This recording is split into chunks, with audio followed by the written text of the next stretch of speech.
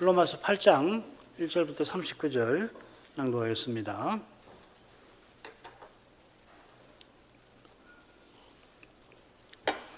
그러므로 이제 그리스도 예수 안에 있는 자에게는 결코 정죄함이 없나니 이는 그리스도 예수 안에 있는 생명의 성신의 법이 죄와 사망의 법에서 너를 해방하였음이라. 율법이 육신으로 말미암아 할 수 없는 그것을 하나님은 하시나니 곧 죄를 인하여 자기 아들을 죄 있는 육신의 모양으로 보내어 육신의 죄를 정하사 육신을 좇지 않고 그 영을 좇아 행하는 우리에게 율법의 요구를 이루어지게 하려 하심이니라. 육신을 좇는 자는 육신의 일을, 영을 좇는 자는 영의 일을 생각하나니 육신의 생각은 사망이요 영의 생각은 생명과 평안이니라. 육신의 생각은 하나님과 원수되나니 이는 하나님의 법에 굴복치 아니할 뿐 아니라 할 수도 없음이라. 육신에 있는 자들은 하나님을 기쁘게 할 수 없느니라. 만일 너희 속에 하나님의 영이 거하시면 너희가 육신에 있지 아니하고 영에 있나니 누구든지 그리스도의 영이 없으면 그리스도의 사람이 아니라. 또 그리스도께서 너희 안에 계시면 몸은 죄로 인하여 죽은 것이나 영은 의를 인하여 산 것이니라. 예수를 죽은 자 가운데서 살리신 이의 영이 너희 안에 거하시면 그리스도 예수를 죽은 자 가운데서 살리신 이가 너희 안에 거하시는 그의 영으로 말미암아 너희 죽을 몸도 살리리라. 그러므로 형제들아 우리가 빚진 자로 돼 육신에게 져서 육신대로 살 것이 아니니라. 너희가 육신대로 살면 반드시 죽을 것이로되 영으로서 몸의 행실을 죽이면 살리니 무릇 하나님의 영으로 인도함을 받는 그들은 곧 하나님의 아들이라. 너희는 다시 무서워하는 종의 영을 받지 아니하였고 양자의 영을 받았으므로 아바 아버지라 부르짖느니라. 성신이 친히 우리 영으로 더불어 우리가 하나님의 자녀인 것을 증거하시나니 자녀이면 또한 후사 곧 하나님의 후사요 그리스도와 함께한 후사니 우리가 그와 함께 영광을 받기 위하여 고난도 함께 받아야 될 것이니라. 생각한데 현재의 고난은 장차 우리에게 나타날 영광과 좋게 비교할 수 없도다. 피조물이 고대하는 바는 하나님의 아들들이 나타나는 것이니 피조물이 허무한 데 굴복하는 것은 자기 뜻이 아니요 오직 굴복게 하시는 이로 말미암음이라. 그 바라는 것은 피조물도 썩어짐의 종로로 탄 데서 해방되어 하나님의 자녀들의 영광의 자유에 이르는 것이니라. 피조물이 다 이제까지 함께 탄식하며 함께 고통하는 것을 우리가 아나니 이뿐 아니라 또한 우리 곧 성신의 처음 익은 열매를 받은 우리까지도 속으로 탄식하여 양자될 것 곧 우리 몸의 구속을 기다리느니라. 우리가 소망으로 구원을 얻었음에 보이는 소망이 아니니 보이는 것을 누가 바라리요. 만일 우리가 보지 못하는 것을 바라면 참음으로 기다릴지니라. 이와 같이 성신도 우리 연약함을 도우시나니 우리가 마땅히 빌 바를 알지 못하나 오직 성신이 말할 수 없는 탄식으로 우리를 위하여 친히 간구하시느니라. 마음을 감찰하시는 이가 성신의 생각을 아시나니 이는 성신이 하나님의 뜻대로 성도를 위하여 간구하심이니라. 우리가 알거니와 하나님을 사랑하는 자 곧 그의 뜻대로 부르심을 입은 자들에게는 모든 것이 합력하여 선을 이루느니라. 하나님이 미리 아신 자들로 또한 그 아들의 형상을 본받게 하기 위하여 미리 정하셨으니 이는 그로 많은 형제 중에서 맏아들이 되게 하려 하심이니라. 또 미리 정하신 그들을 또한 부르시고 부르신 그들을 또한 의롭다 하시고 의롭다 하신 그들을 또한 영화롭게 하셨느니라. 그런즉 이 일에 대하여 우리가 무슨 말 하리요? 만일 하나님이 우리를 위하시면 누가 우리를 대적하리요? 자기 아들을 아끼지 아니하고 우리 모든 사람을 위하여 내어주시니가 어찌 그 아들과 함께 모든 것을 우리에게 은사로 주지 아니하시겠느냐? 누가 능히 하나님의 택하신 자들을 송사하리요? 의롭다 하신 이는 하나님이시니 누가 정죄하리요? 죽으실 뿐 아니라 다시 살아나신 이는 그리스도 예수시니 그는 하나님 우편에 계신 자요 우리를 위하여 간구하시는 자시니라. 누가 우리를 그리스도의 사랑에서 끊으리요? 환난이나 곤고나 핍박이나 기근이나 적신이나 위험이나 칼이랴. 기록된 바 우리가 종일 주를 위하여 죽임을 당케 되며 도살할 양같이 여김을 받았나이다 함과 같으니라. 그러나 이 모든 일에 우리를 사랑하시는 이로 말미암아 우리가 넉넉히 이기느니라. 내가 확신하노니 사망이나 생명이나 천사들이나 권세자들이나 현재일이나 장래일이나 능력이나 높음이나 깊음이나 다른 아무 피조물이라도 우리를 우리 주 예수 그리스도 예수 안에 있는 하나님의 사랑에서 끊을 수 없으리라.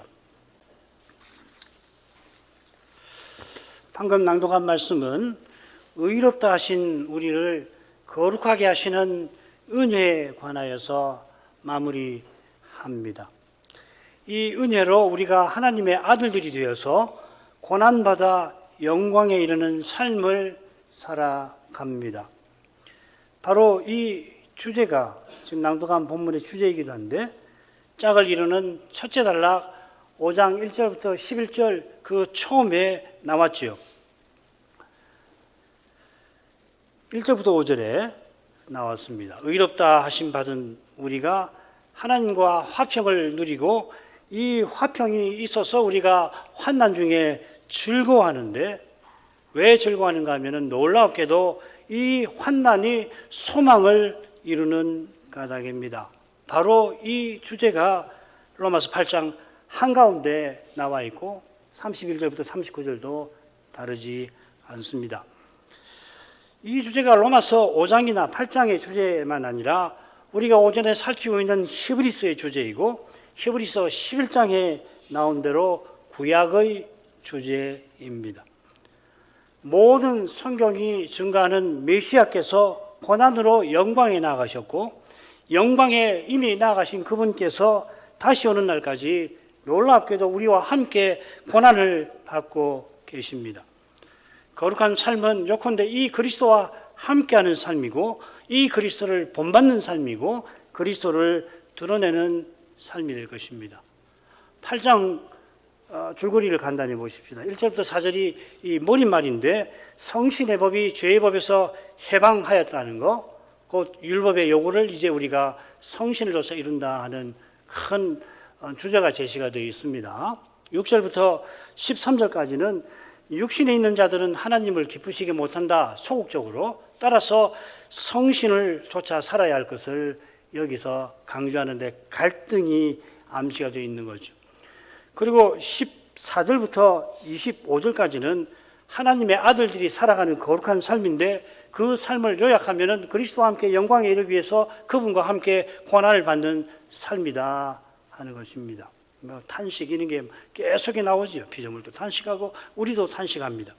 그 다음 26절부터 30절까지는 다시 성신에 관한 주제가 부각되는데 성신께서 연약한 우리를 도와 간구하셔서 하나님의 뜻이 실현된다 하는 겁니다. 그리고 31절부터 39절까지는 맺은 말이 되는데 우리를 위하시는 하나님의 사랑이 우리를 고난 중에 능히 견디게 한다. 견디는 정도가 아니라 우리가 넉넉히 이긴다 하였습니다. 자, 바로 머릿말로 들어가십시다. 세 수로 나눠보겠습니다. 1, 2절은 그리스도 안에 있는 자가 결코 정죄받지 아니하는 이유를 언급하는데 성신의 법이 죄와 사망의 법에서 우리를 해방한 데 있다 하는 겁니다. 요컨대 이 거룩하심의 주제를 언급하면서 결국 거룩하심이 얼마나 중요한가를 전하고 있는 겁니다. 둘째 부분은 3절인데 하나님께서 우리를 의롭다 하시고 거룩하게 하시려고 율법이 연약하여 할 수 없는 일을 행하신 것을 교훈합니다. 그게 그리스도의 육신에서 죄를 심판해 버리신, 죄를 정죄하신 그 일입니다. 4절은 첫째 부분 1, 2절과 짝을 이루고 있습니다. 성신을 쫓아 행하는 우리에게 율법의 정신이 이루어진다. 우리가 거룩한 삶을 살아간다 하는 그 내용이죠. 자, 1, 2절 읽겠습니다. 그러므로 이제 그리스도 예수 안에 있는 자에게는 결코 정죄함이 없나니 이는 생명의 그리스도 예수 안에 있는 생명의 성신의 법이 죄와 사망의 법에서 너를 해방하였음이니라. 말씀드린 대로 이 부분의 강조점은 1절에 있는 게 아니라 2절에 있는 겁니다. 이는 이러이러한 까닭이다. 신자가 거룩한 삶을 사는 것, 2절에 그걸 말하고 있는 거죠. 이게 얼마나 중요한지 사도가 전하려고 하는데 그 중요함을 드러내려고 1절을 말하는 겁니다. 그러므로 결코 정죄함이 없다. 1절이 이렇게 시작돼요. 정죄함이 없다는 것은 의롭다 하심 받은 것을 가리키는 거죠. 하나님이 죄 없다 하시고 장차도 죄 없다 하시는 걸 가리키는 겁니다. 이 주제가 다섯째 부분에서 또 상세히 다뤄집니다. 34절에는 이 정죄함이 없다는 말, 정죄한다는 말이 나오죠. 누가 우리를 정죄하리요? 누가 정죄하리요? 34절에 확신에 차서 사도가 외칩니다. 앞서서 누가 우리를 대적하리요? 누가 우리를 소송하리요? 송사하리요? 마찬가지로 그리스도 안에 있는 우리에게 결코 정죄함이 없다고 선언한 겁니다. 신자에게 정죄함이 없다 하는 이 교훈이 바로 교회가 넘어서고 일어섬이 달린 바로 그 교훈입니다. 중세시대에 교회가 넘어지고 다시 일어나지 못할 뻔했는데 개혁자들이 바로 이 믿음으로 의롭다 하심을 전한 덕분에 그리스도의 교회가 지금까지 서나가고 있는 줄 믿습니다. 이 장차 적그리스도가 미혹하고 핍박하는 그때도 바로 이 교훈을 굳게 붙드는 교회 신자는 넉넉히 이길 것입니다. 31절이 그것이죠. More than conquerors. 우리가 정복자들보다 낫다 하는 말이죠. 로마나 그 앞에 있는 헬라나 헬라 앞에 페르시아나 느부갓네살 위대한 정복자들이 쭉 있어 왔는데 그들보다 우리가 더 낫다 이 말이죠. 그게 넉넉히 이긴다는 말입니다. 그때 설명을 또 하겠습니다. 이 교훈을 확신하는 이가 기꺼이 그리스도와 함께 고난을 지금 이곳에서 받게 될 것입니다. 그래서 이 결코 정죄함 없는 근거가 뭐냐면 그리스도 예수이시죠.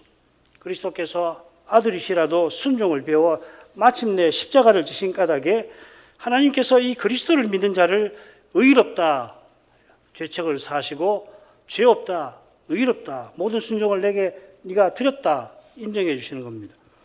그리스도께서 십자가에서 우리의 모든 죄책을 담당해 주신 덕분에 지금 우리가 거룩하신 하나님 앞에 나와서 예배를 드리고 장차 심판대 앞에서도 이 그리스도 안에서 우리가 담대히 그 앞에 서 있게 될 것입니다.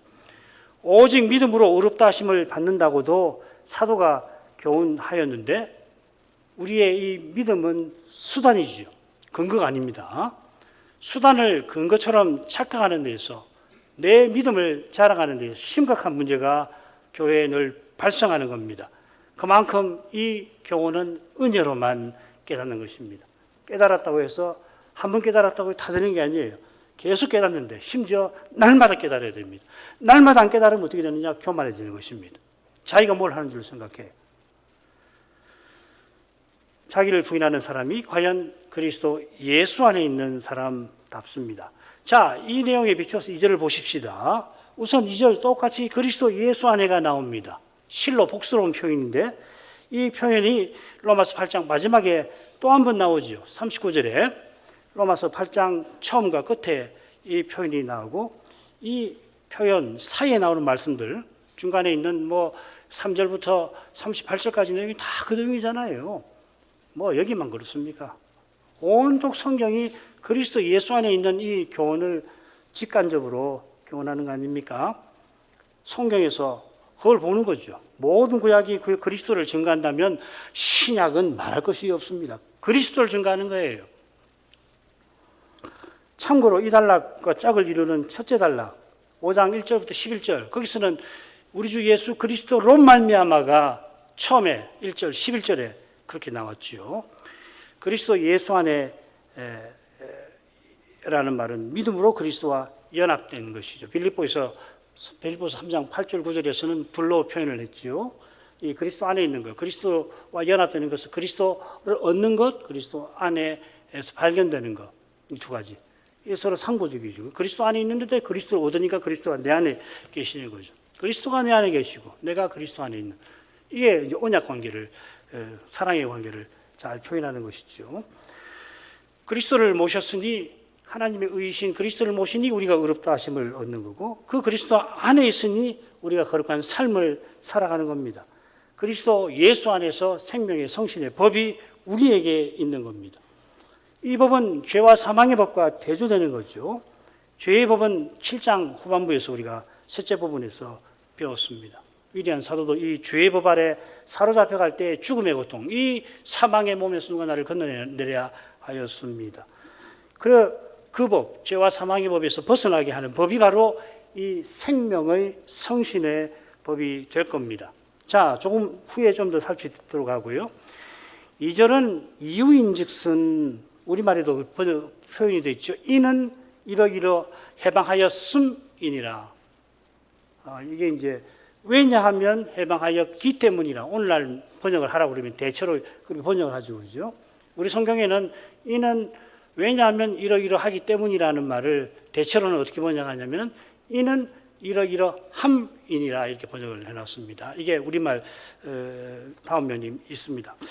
그리스도 안에 있는 신자에게 결코 정잠이 없는 이유가 뭔가를 2절에서 밝히는 겁니다. 그 이유는 생명의 성신의 법이 죄와 사망의 법에서 해방한 것입니다. 자, 생명의 성신의 법 한번 보십시다.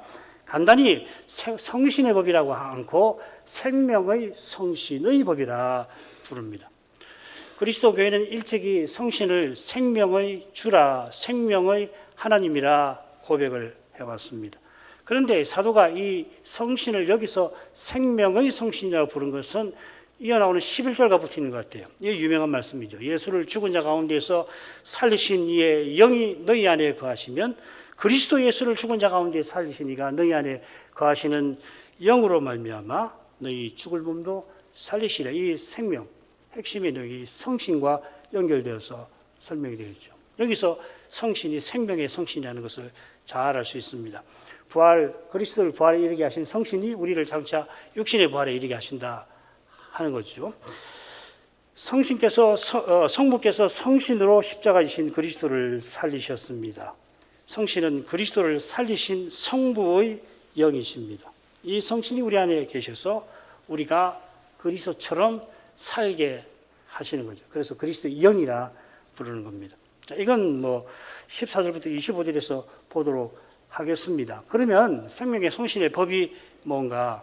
2절에서는 이 죄의 법, 사망의 법과 대조를 이루었는데 이 죄의 법이 7장 14절 이하에서 나왔지요. 거기서는 무엇과 이 죄의 법이 대조를 이루냐면 마음의 법과 대조를 이룹니다. 7장 23절이죠.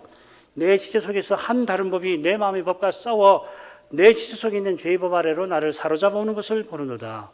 내 지체 속에 있는, 내 육신에 있는 이 법, 이 죄의 법이죠, 그죠? 이 법이 누구랑 싸우냐면 내 마음의 법과 싸웁니다. 그러면 이 내 마음의 법이 바로 성신의 법이겠죠. 그리고 이 마음은 성신이 내주에 하셔서 새로진 마음을 당연히 가리킬 겁니다. 속사람, 로마서 7장 25절에서는 이 내 마음의 법이 하나님의 법이라고 되어 있습니다. 내 자신이 마음으로는 하나님의 법을 섬기노라.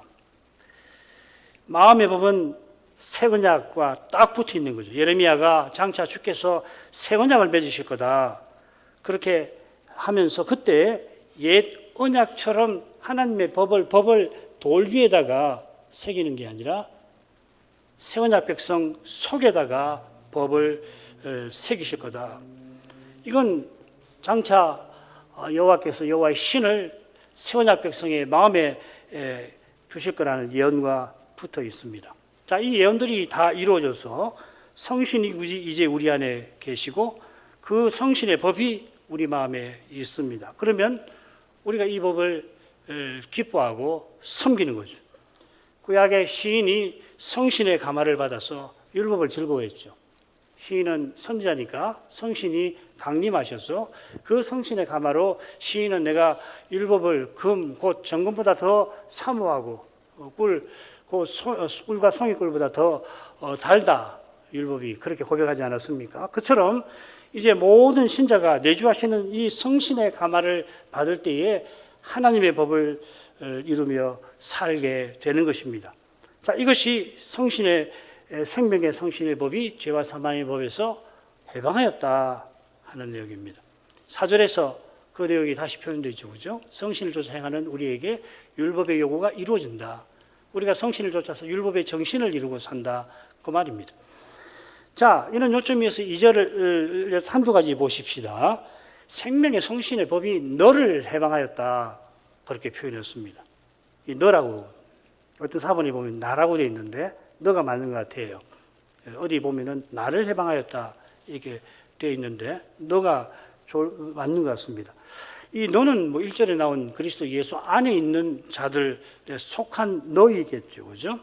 그리스도 안에 있다라고 하는 것은 그리스도의 몸에 속해서 지체로 살아가는 겁니다. 사도는 하나님 앞에서 외로운 단독자 뭐 이런 이야기 하지 않습니다. 그런 건 뭐 철학이고 실존주의고 실존주의 신학이죠. 우리의 구원은 개인의 완성에 있는 게 아니라 함께 부활하신 그리스도에게 이르는 건데 함께 그분의 몸으로 그분 안에 몸의 지체로서 심지어는 그분 안에서 하나의 새로운 사람으로서 머리신 그리스도에게 나아가는 것이 구원의 완성입니다. 사도가 늘 이런 교훈을 전하는데 2절에서 너라고 너희라고도 않고 너라고 한 뜻이 있을 겁니다. 왜 너라고 했는가? 바로 앞에 7장 25절에 보면 바로 나 자신이라고 한 것과 붙어 있을 겁니다. 7장 셋째 부분이죠. 14절부터 25절에 우리가 공부한 대로 사도는 사도인데 자기가 육신에 속해서 죄 아래 사로잡히는 비참하고 끔찍한 상태를 고백합니다. 그럴 때에 마지막에 바로 나 자신이 나라는 말을 강조하는 말을 나를 강조해서 두 단어를 썼다고 말씀드렸죠. 그죠? 이제 그 상태와 정반대되는 삶에 관해서 전하면서 로마 신자 각각을 오늘 서신을 읽는 우리 각각을 격려하여서 너를 해방하였습니다 하는 것입니다. 위대한 사도도 스스로 죄의 법 아래 사로잡혀 갑니다만은 사도에 비할 때 연약하고 연약한 그런 우리지만은 성신 안에서는 사도도 사로잡는 이 막강한 죄의 법에서 벗어나는 겁니다.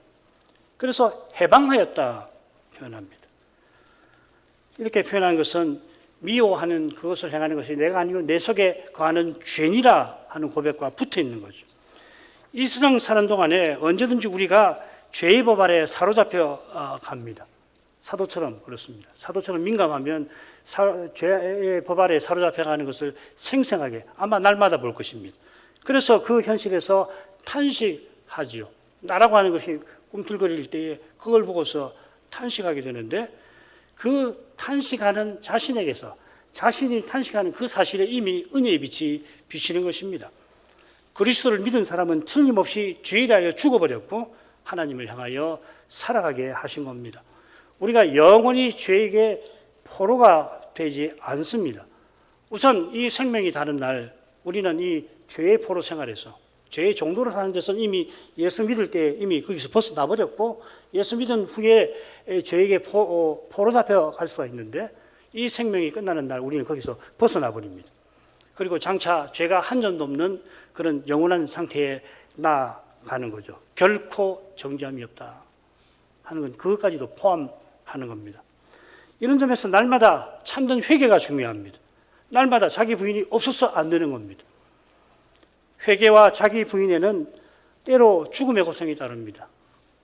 사도처럼 민감하면 죽음의 고통을 느끼는 거예요. 그 고통에서 실은 우리가 부활을 맛보는 겁니다. 부활의 능력이 생명의 성신에게서 오는 겁니다. 성신이 말씀과 더불어 역사하셔서 이 부활의 능력을 날마다 누리도록 하십니다. 이게 생명의 성신의 법이라고 표현한 표현의 핵심이 될 것입니다. 성신께서 믿음을 주시고 불러일으키시고 견고하게 하시잖아요. 그게 믿음의 은혜의 수단에 관한 거 아닙니까? 그때 단연 말씀을 수단으로 쓰십니다. 아직 사도가 활약하던 때라 구약 성경이 신약 교회도 중요한데 성신께서 구약 곧 율법을 쓰셔서 그리스도를 드러내며 살게 하십니다. 그게 고린도서 3장 후반절에 바로 요지이기도 하죠. 그리스도를 드러내는 거룩한 세계를 구약 율법이 청사진처럼 보여줍니다. 레위기가 대표적이죠. 그리스도를 드러내는 이것이 거룩한 삶인데 이 거룩한 삶은 반드시 죄와 죽음의 현실 가운데에서만 펼쳐지는 겁니다. 여기 믿음의 신비가 있습니다. 믿음으로 살 사람이 몰라요. 3절로 갑니다. 율법이 육신으로 말미암아 연약하게 할 수 없는 그것을 하나님은 하시나니 곧 죄를 인하여 자기 아들을 죄 있는 육신의 모양으로 보내어 육신의 죄를 정하사. 3절 역시 이유인즉슨 하고 시작됩니다. 성신의 법이 죄의 법에서 너를 해방한 이 위대한 사실이 어떻게 해서 가능한가? 3절에서 설명을 하는 겁니다. 하나님이 율법이 할 수 없는 그 일을 하신 거고 그 일은 죄를 심판하는 겁니다. 그래서 우리가 이 율법을 행하며 살게 되었다 하는 겁니다. 말씀드린 대로 율법이 할 수 없는 그 일은 죄를 심판하시는 겁니다. 이게 얼마나 중대한 일인가. 장차 심판대 앞에 딱 서면은 우리가 즉각으로 알게 될 것입니다. 그런데 지금도 죄의 현실을 정직하게 대하는 이마다 이 일을 이루신 하나님께 감사를 드리게 될 겁니다. 그런데 이 일을 율법이 할 수 없는 특별한 이유가 있지요. 그 이유가 뭐냐면 율법으로 육신으로 말미암아 약해져서 연약해서 율법이 못합니다. 로마서 7장 후반부에서 사도는 내 육신에 선한 것이 없다. 내가 육신에 속하여서 죄의 포로가 되었다 했습니다.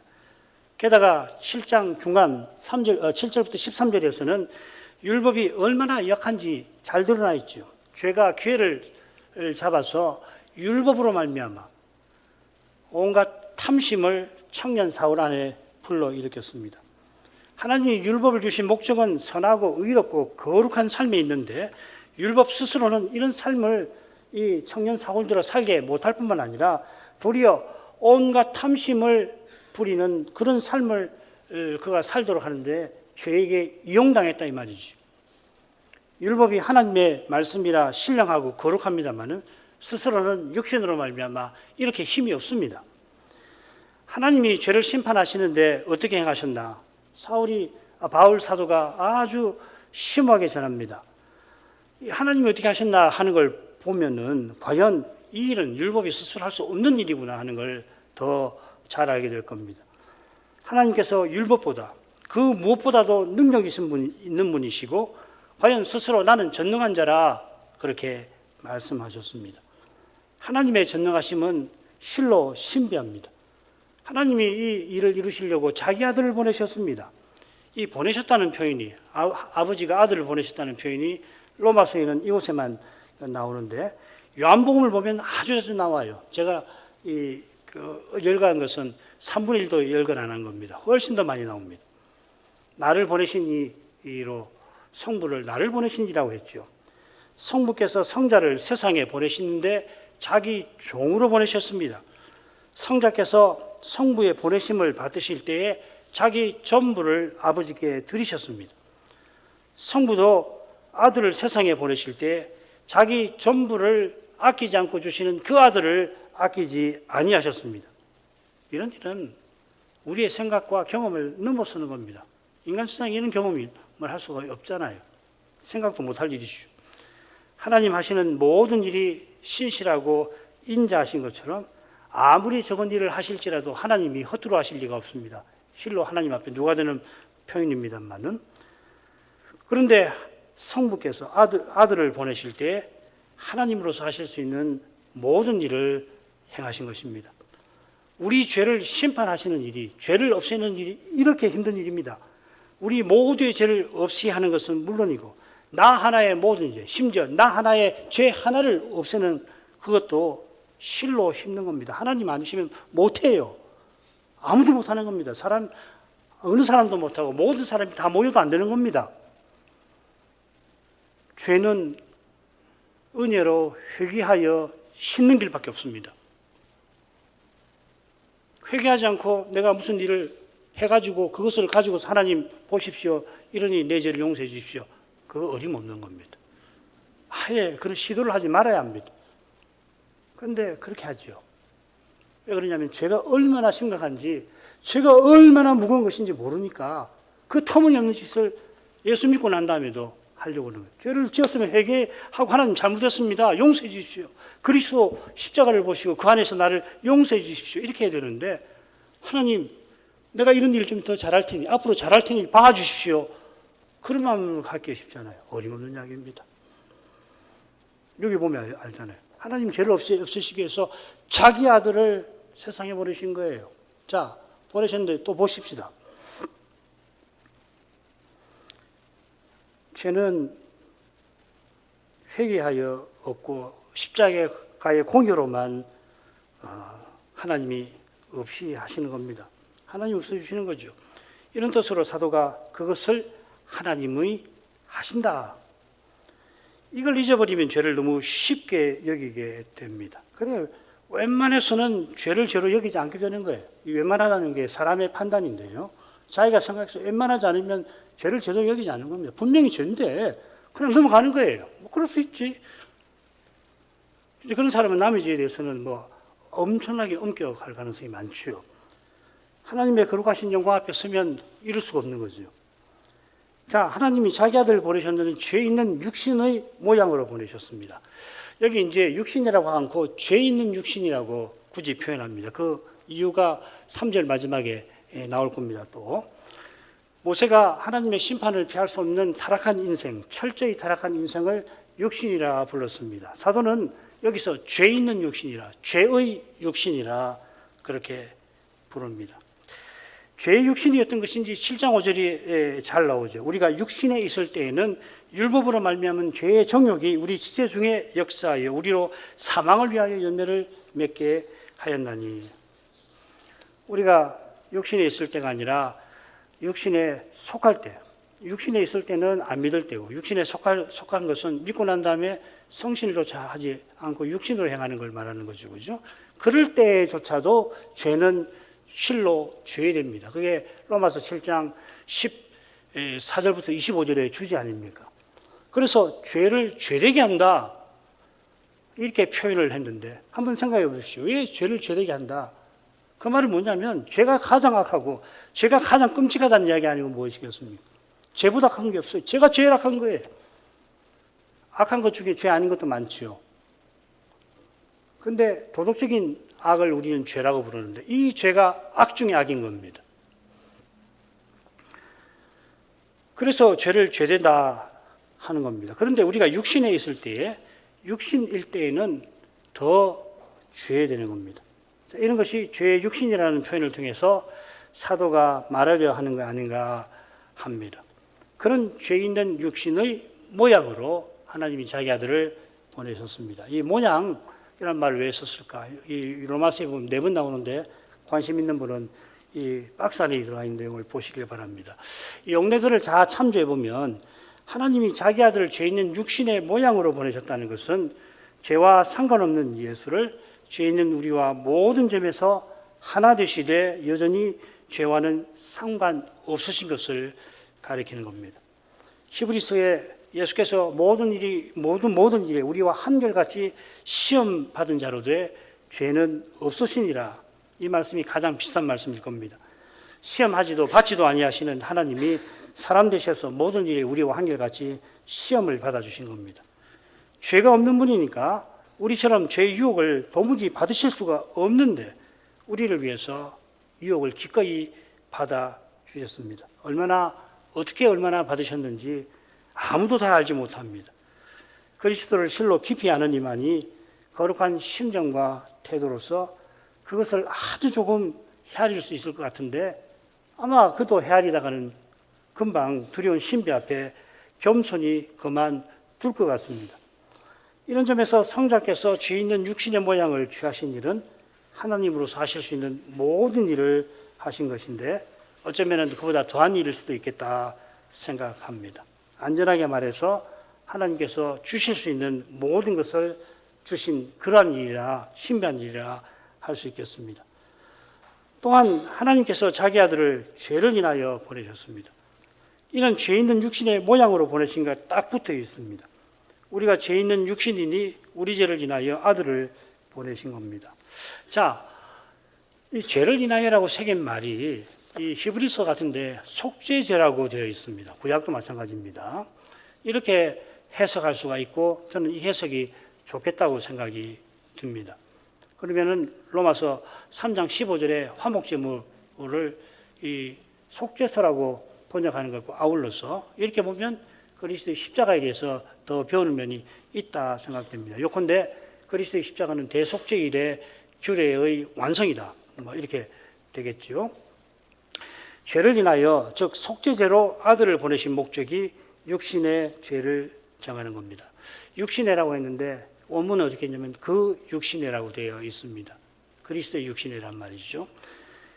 십자가에서 그리스도의 육신에서 십자가이신 그리스도에게서 하나님이 죄를 심판하셨다, 죄를 정하셨다 하는 겁니다. 이때 육신은 죄 있는 육신이 아니라 타락 이후에 연약해진 인생을 가리킬 겁니다. 육신의 죄를 정했다고 새겼는데 이 정죄함이라는 말하고 같은 말입니다. 정죄는 하나님을 거슬러 행한 사람을 죄인이라고 심판하시는 거죠. 사람이 아니라 죄가 대상이 되어서 정죄한다 쓰기가 어려워서 죄를 정한다 이렇게 번역을 한 겁니다. 심판하시는 겁니다. 죄를 죄되다고 심판하신 겁니다. 장차 심판대에서 정죄받은 사람이 영원한 형벌을 받듯이 죄도 장차 모든 힘을 잃어버리고 새하늘과 새 땅에서 완전히 사라져 없어져 버릴 것입니다.